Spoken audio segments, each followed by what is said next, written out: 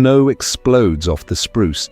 A lynx mother steps from the dark, drops her bleeding kit on a retired trapper's doorstep.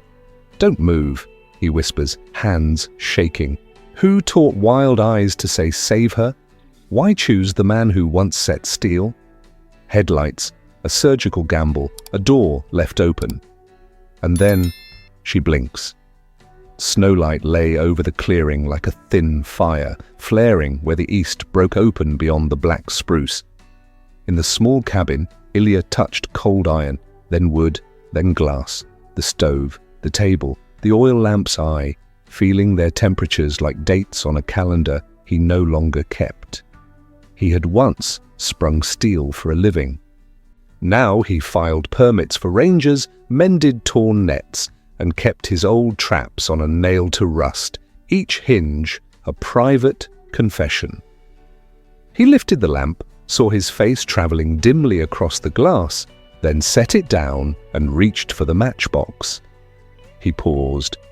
The room's breath gathered. Outside, the snowfield glowed, while the sky held to blue iron. "Not today," he said softly to the match and to the past it might have summoned. On the wall, the faded photograph of a younger man and a line of pelts waited. He turned it face down, the way you turn a page you'll never finish. "Enough," he said, an answer that had taken years to form. He stepped to the door. The jam was a narrow sermon in wood, the place where one world agreed to touch another. He kept it open a finger's width most mornings to let smoke stray, and to hear the far, thin sounds that carried news. Bark rasping, snow shiver, the faint clack of a grouse's wings. Tracks stitched the clearing. Hare wrote cursive near the willow. Foxes had underlined the wind. A heavy belly trail of a capercaillie ended under spruce shadow. He read them without hurry, as other men scan headlines that will not change their day. "I see you," he told the page of snow, and the statement steadied him. Routine held him, but not like comfort, more like a brace. He relayed kindling, checked the kettle, tested the stove's draft with a palm. Beneath those motions moved a thinner current, a readiness he could not name and would not dramatize. Somewhere beyond the tree line, the morning took a long breath and kept it. A hinge in the day waited to swing, the open door admitted light, and something far off began to decide him. Snow peeled away from the spruce shadows as if a sheet lifted, and from that vacancy a shape unstitched itself, low, muscled, deliberate. The clearing held its breath, even the cold hushed its teeth. Ilya, half turned from the door, saw the colour first. Tawny washed with winter, ear tufts tipped with frost. A Eurasian lynx slid forward, not along the game path, but toward the cabin's slit of light. He did not move. The old man inside him jerked toward an ancient lever, bar the door, seal the day. But the newest self he'd repaired for years put a hand on the impulse and pressed it flat. Between door and snowfield lay the narrow wood of the threshold. It felt like a dock above deep water. Then he saw what hung from the lynx's mouth. A kit, limp as a dropped mitten, one shoulder clotted dark, a foreleg dangling with obscene looseness.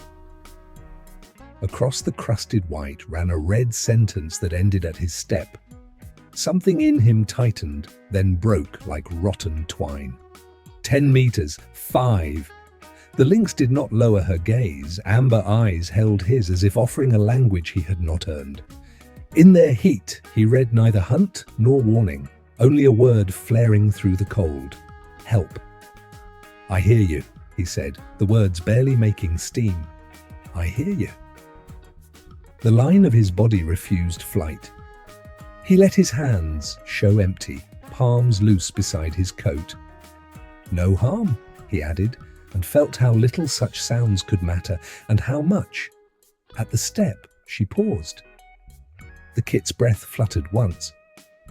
a paper bird against a window. The mother set the small body down on the wood, careful as placing fire near tinder, and withdrew a length. She stayed squared to him, shoulders high, spine a sprung bow she wouldn't release. The soundscape remained snow-hushed. A flake let go of a bough and landed on the kit's ear without melting. Ilya heard his pulse count the distance between beings. He had measured distances, trap, jaw to paw, bullet to hide, word to deed. None had felt like this. Reverence overtook him, arrived not as emotion, but as posture. He turned his head fractionally, a gesture of unthreat, as rangers had taught him for bears. Shock fell away. A steadier silence replaced it. He breathed once. "You brought her to the line," he murmured. "I will not step wrong." And in that hovering instant, man and lynx stood on either side of a shared, invisible door. "Easy," he whispered, to no one and to everyone. He did not blink. He did not square his shoulders. He let the breath go out slow so the steam would not look like smoke. With his left hand he palmed the latch, and with his right hand open and empty, he pushed the door wider using the arc of his shoulder. The line widened, the eyes across it did not harden. "Easy," he bent. Wool shirt, folded on a chair, became a cradle. He slid it under the small ribs, gathered the kit as if gathering coals. Heat left his skin in a quick tide. He felt it go the way minutes go when a clock is taken from the wall. Time leaking, time uncounted, time held only by breath. First look. Puncture high at the shoulder, a tear downward. The forelimb hung wrong, a grotesque pendulum. Blood had clotted into dark tack over snow crystals, stuck like salt. He smelled iron and pine. He did not look away. "Stay with me," he said to the small ear, and to the watching mother, "I am only carrying." His hands worked while the mind made a list and threw it away. Gauze, pressure. Warmth, air. He slid back a pace, never turning, never breaking the thread of gaze that said he would not close the door. Then the argument rose, fast and thin. "Call Sergei, lock up, wait for the unit, stand off, keep yourself on this side of the line and let the wilderness keep its own." The older muscles remembered the bar and the bolt, but the newer bones, the ones rebuilt by regret, answered first. "I was wrong before," he said. "Not today, not now." "Open," said the breath. "Open," said the hands. "Open," said the kit's faint shiver against his palm. He straightened with the bundle. "I will carry her inside," he told the lynx. "No harm will follow." The mother's ears tipped. Snow sifted off the tufts. She did not advance. She did not retreat. She did not break. Ilya stepped backward over the jam, heel, then toe. The door stayed wide. Cold poured in around him like a witness. He felt the crossing in his knees, in the notch of his wrist, in the quiet behind his teeth. A life had been set on the wood. A promise had been set beside it. He chose the promise. "Come on, little one," he breathed. "Come on, breathe with me." He set the lamp alight, halo on glass. Snowlight met lamplight and made a small sun in the room. Shadows softened, edges showed, table cleared. Shirt off the kit. Wool beneath her, heat low and steady from the stove. He built a nest with towels and a felt hat. He tucked hot water in bottles inside socks. He checked the breath. In, out, in, a metronome. Kettle on, boil hard. He scrubbed his hands. He tore the paper on the dusty kit. Gauze, saline, tape, scissors, tweezers. The layout calmed him. "Easy," he said. He met the kit's half-lidded eye. "I will be quick." He flooded the wound with boiled water, cooled to warm. Blood flushed dark, then thinned. Snow grit broke loose and ran pink. He dabbed, he pressed. He counted to 10. He lifted. He pressed again. "Hold!" "Little one?" The kit fluttered. The breath held, then returned. He slid sterile pads under the torn shoulder. He wrapped, not tight, not loose. He left room for the rise of ribs. He anchored the end with tape and a prayer he did not speak. Sat phone out, antenna up. "Sergey, it's Ilya." The line clicked. "I need you." Silence, then boots in a voice. "What do you have?" he told him. Words short, facts. Sergey patched another call, a new voice, calm, direct.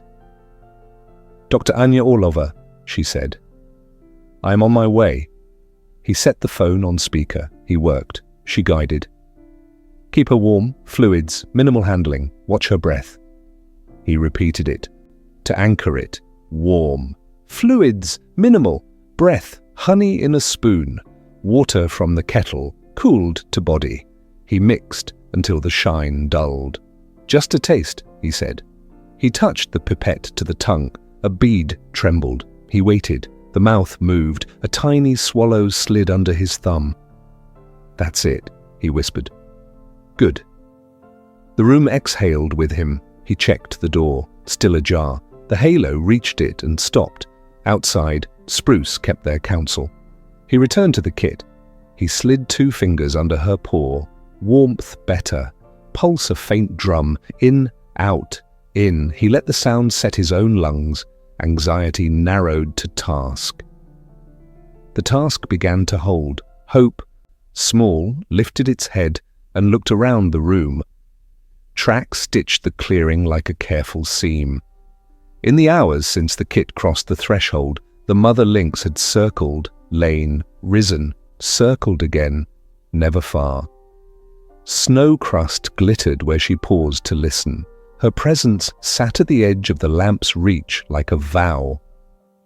A snowmobile's growl entered the timber, low, then loud, then cut clean. Dr. Anya Orlova stepped off with a compact pack and a canvas roll of tools. Her movements were deliberate, no sudden angles, gaze skating once to the dark between spruces before it returned to the table. "Show me," she said. Ilya lifted the towel. The kit's ear twitched, then stilled. Anya's hand hovered, measured heat, slid to the throat for a count. "Good enough to try," she said, unbuckling the canvas roll. Steel lay on cloth in tidy order, syringe, cannula, forceps, scalpel, suture, tape. Competence changed the air. "Antibiotics first," she said. "Pain control next." She drew, tapped, pressed the plunger. The kit flinched, the breath hitched and smoothed. "Hold her there!" Warm saline. Irrigation. Brown red, sluiced to thin pink. Debridement, quick and unsentimental. "Dead tissue lies," Anya said, cutting. "So we remove what lies." She worked without waste. Gauze down, gauze gone, new gauze down. The wound looked smaller when truth surrounded it. She palpated the shoulder, fingers mapping the hidden break. "Probable fracture of the scapula," she said. "X-ray needed if the scapula is shattered." She paused only as long as the fact required. Hunting becomes a story she can't finish. Ilya felt the verdict enter the room and take a chair. He answered it by steadying the kit's head. "Then we get the picture," he said. Anya nodded. "Rough splint for transport, minimal motion.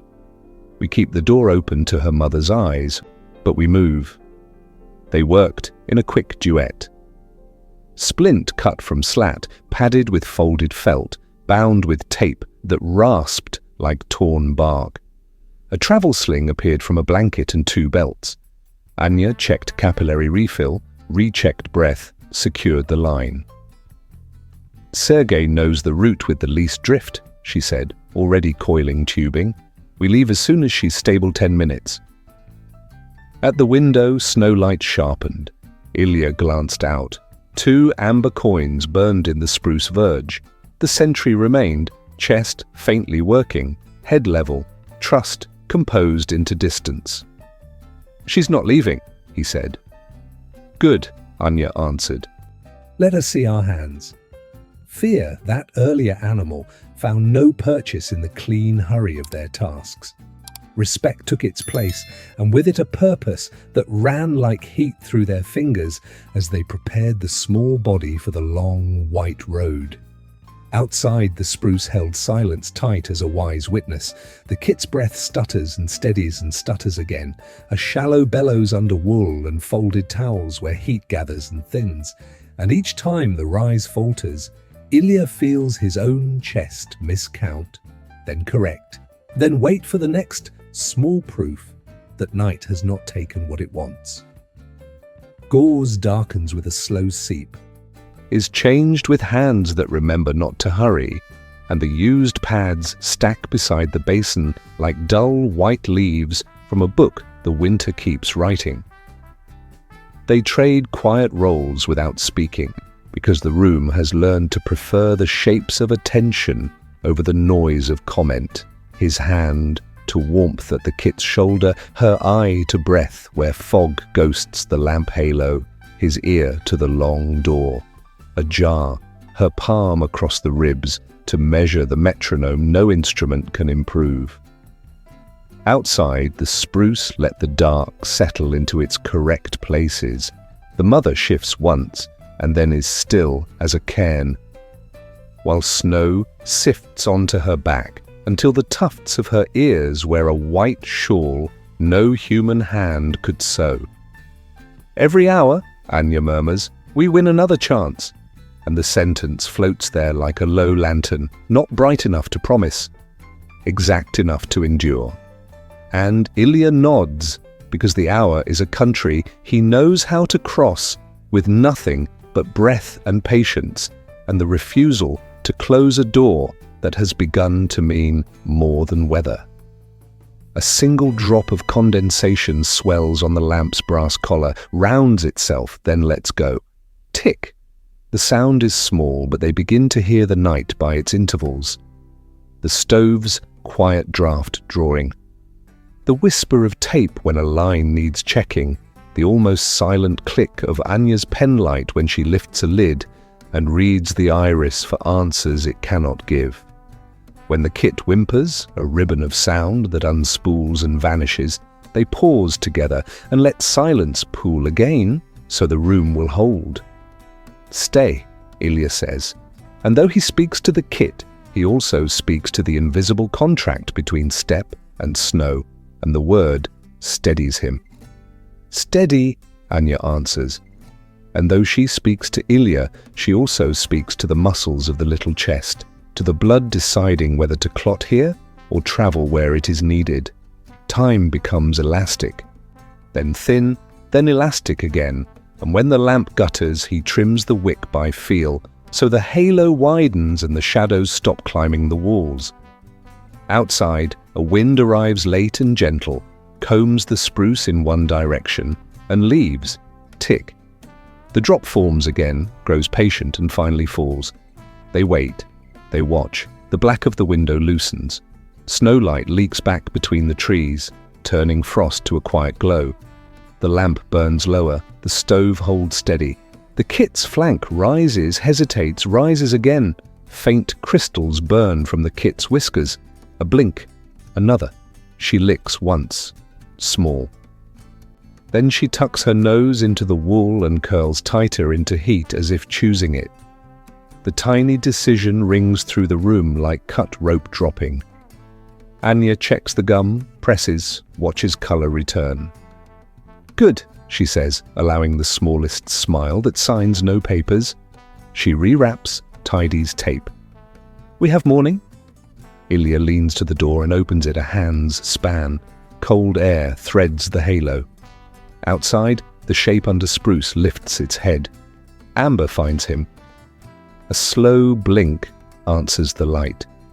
Outside, frost smokes from the mother's back. "Thank you for waiting," he says, voice just above the floorboards. No growl, no step. Only breath from the trees. "First check," Anya says, brisk again. Stethoscope down, ear bent. "Rate's better, keep the heat steady, no sudden handling." She pours water, adds honey, sets the spoon to cool. If she swallows again, we count that as a vote.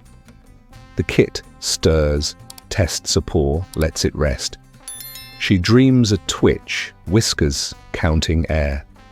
"There you are," Ilya says, almost to himself, almost to the old traps on the wall. "Take the day, little one." Snowlight strengthens. The blue in the sky thins toward pearl. Ilya closes the door to its morning gap and rests his hand on the wood. Inside, the lamp hums a steady vow, quietly. Anya rolls her shoulders, weary and ready in the same motion.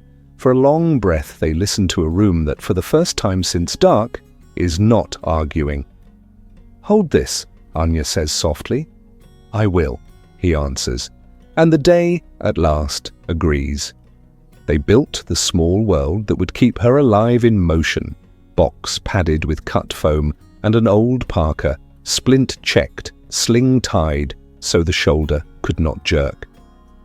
When Ilya lifted the lid, breath steamed, warm enough to fog the thin plastic window. "We go now," Anya said. "Threshold stays open." The door stood wide as they crossed it. Cold crowded in, and with it, the mother, at the clearing's rim, pacing parallel at a ghosting distance, never closer than the drift edge, amber eyes fixed and steady. The engine took one dry cough, then a steady drone. Snow rose in feathered plumes behind the runners.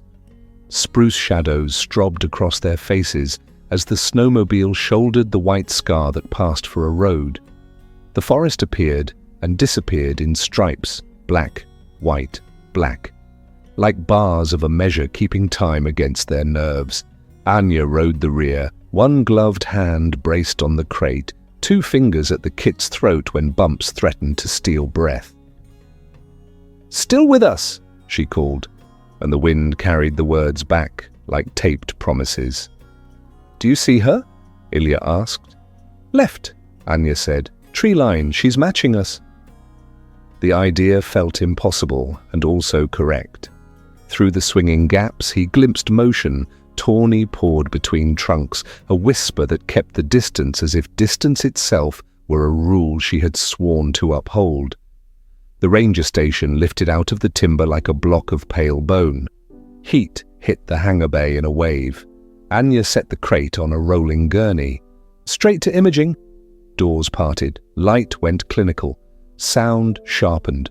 The white machines had their own weather, lead apron, positioning pads. "Easy," Anya murmured. "No twist." The image bloomed, cold flower on a monitor. "Scapular fracture," she said. "Clean enough to pin." The room allowed one exhale. "Meaning?" Ilya asked. "Hope," she answered. "But she will not be fast for a long while, and perhaps never the same.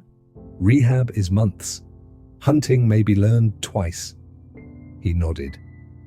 Anxiety returned, but now it had edges he could hold. Possibility makes a sharper blade than despair. Anya looked at him, then at the amber eyes that memory placed just beyond the wall. Consent passed without paper. "We proceed," she said. He touched the crate once, a knuckle to wood, a vow without ritual. "Hold the line," he said to the kit, the mother, himself. "Do it," he answered. Gloves snapped, metal trays sang their faint, bright notes. The crate door clicked shut. The road, for now, ended at a table of light. Anesthesia first, mask down, isoflurane drifting in a sweet, clinical cloud.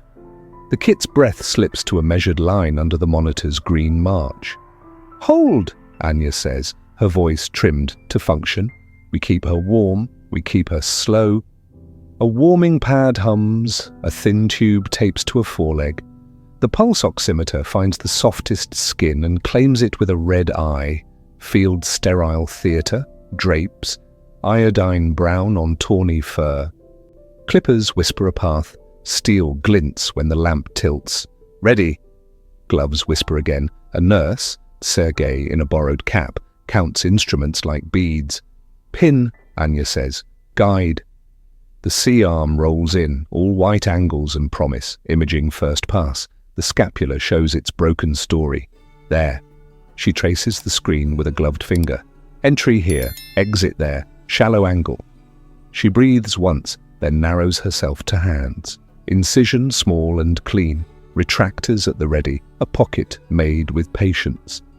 The heater fan keeps a flat wind.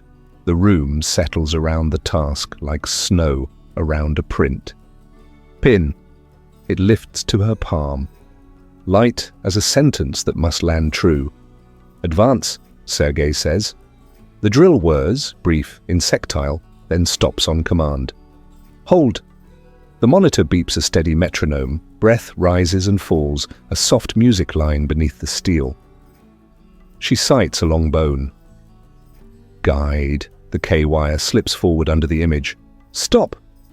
She checks the monitor, checks the cut, checks the quiet. Good. Continue. The team's talk is clipped, almost anonymous, the language of people who choose not to spend words when a life is listening. Depth? 7. Angle? 9 off. Correct. The wire finds its corridor, the pin follows. Contact, a knuckles tap. Seat it! The talk answers. Flush. Ilya walks the hall, back, then forth. The clock's red second hand saws minutes into sawdust. He listens to the room without walls, heater fan, a beep, glove whisper, suture pull. He places his palm on cool paint and leaves it there until heat returns. Hold, little one, he says to the grain. Hold. Imaging, Anya says, the screen flowers in grey. Alignment? Sergei asks. She studies the line where bone becomes intention. The silence lengthens by a breath. Good alignment, she says at last.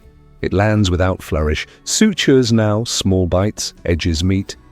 The wound takes its future in with thread. A brace is fitted, padded, deliberate, forgiving. The kit sleeps on deeper than fear, breath a violin line no one dares to hum along with.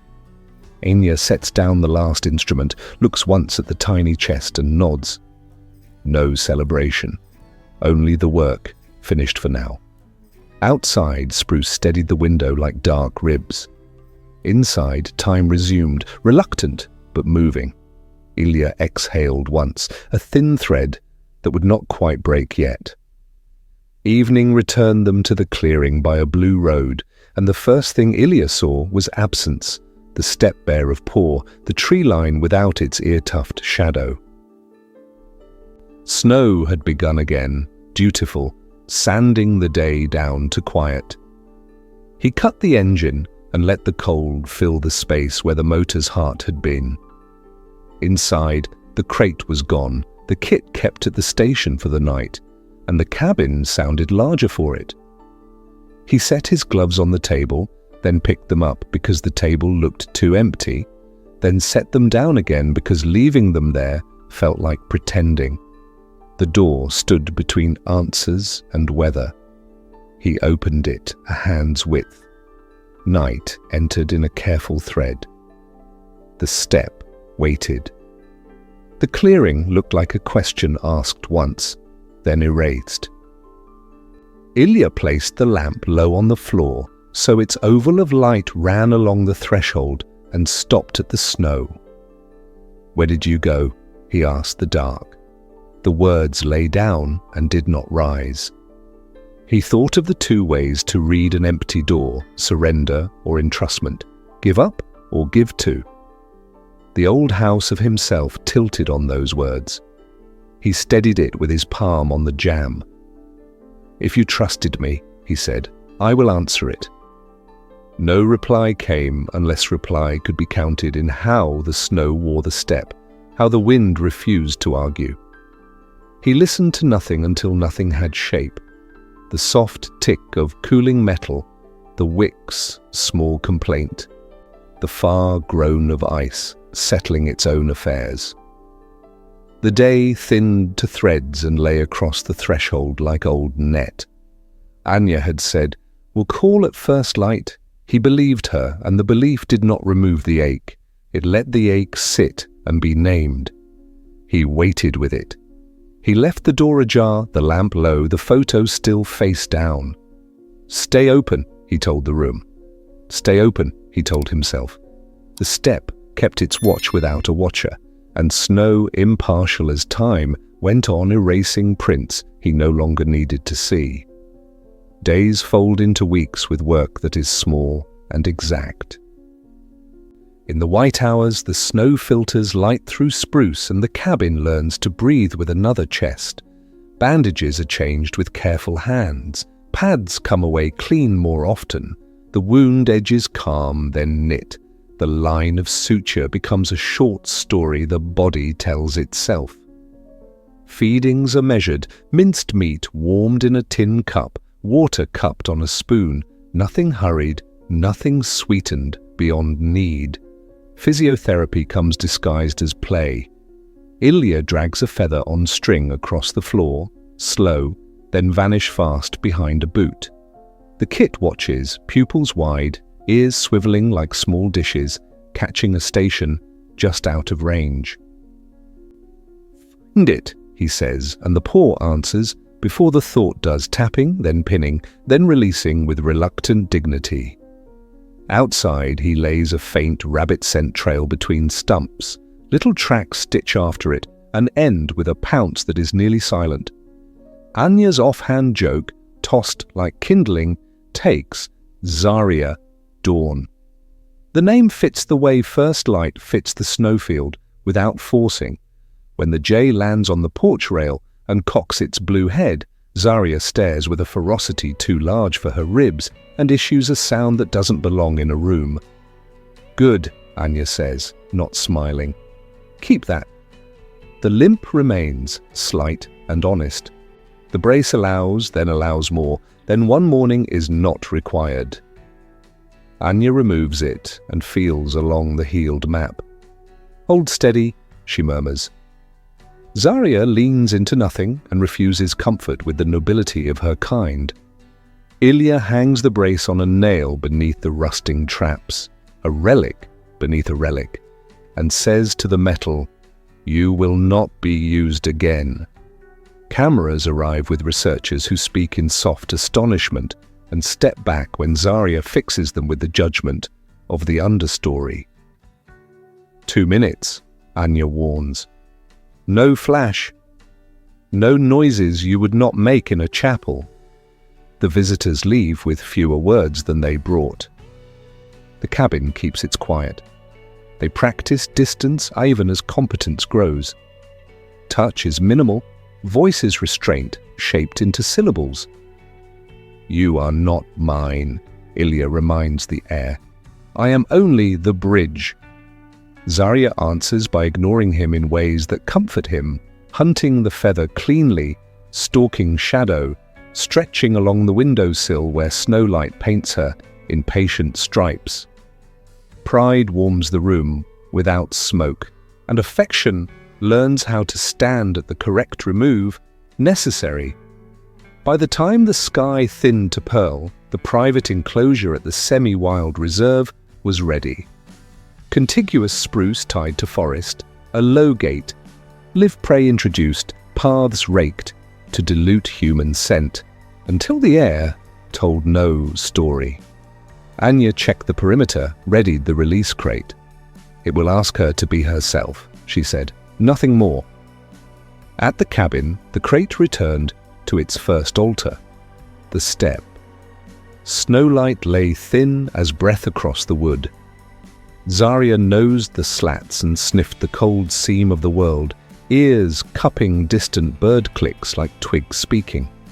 She leaned into the dark of the crate and measured the air beyond it, as if it were a corridor she remembered from before injury.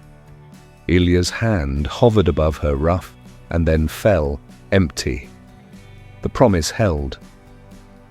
"No taking," he said softly. "No keeping, only the bridge." His fingers closed instead on the rope handle. Anya tightened the latch. Snow settled in a light hush, and a shape embroidered itself in the bow margins. The mother lynx poised on 3 shadows and 1 certainty. Ear tufts pricked, whiskers weighed the clearing. No one spoke. The distance kept its rule. The crate lifted, wire rasped, breath fogged the thin window. The mother did not advance or retreat. She made of stillness an escort. The road to the reserve ran white and narrow, the engine laying its single line of sound through the timber. At the gate, spruce shade gathered like a cloak. A ranger slid the bolt. Anya knelt and drew the door. Zarya stepped out, low and deliberate, testing snow with pads that remembered both heat and metal. She moved along the understory and melted into the grammar of needles and light like an old sentence, finding its subject again. "Go on, little Dawn," Ilya murmured, not calling her back, not naming what could not belong to him. "Finish the hunt the body remembers." Anya stood and watched until motion became pattern and pattern became forest. Only then did they close the gate, and even then they did it gently, as if the noise might bruise. Back at the cabin, evening rethreaded the trees. Ilya set the lamp on the floor so its halo pooled at the jamb. He left the door ajar, a thin invitation. "If there is an answer," he said to the threshold, "let it be yours." The room listened. The stove ticked. Snow laid its soft arithmetic across the step. Through the narrow seam in the lamp's oval, the camera caught what the eye nearly missed. 2 amber mirrors at floor height, oil gold, steady as coins set on a quiet tongue. The mother's eyes holding, then a slow closing and opening. The old wild benediction that is not submission and not domestication, but the closest thing to thank you the spruce world allows. The shutter clicked. Snowlight brightened under the boughs. Ilya printed the image and hung it by the brace beneath the rusting traps. A different lineage of proof. Thank you for watching until the end. If this story touched your heart even a little, that's our greatest joy. If you'd like, please share your thoughts in the comments. We'll keep bringing you stories that stay with you, so please consider subscribing to the channel. See you in the next video.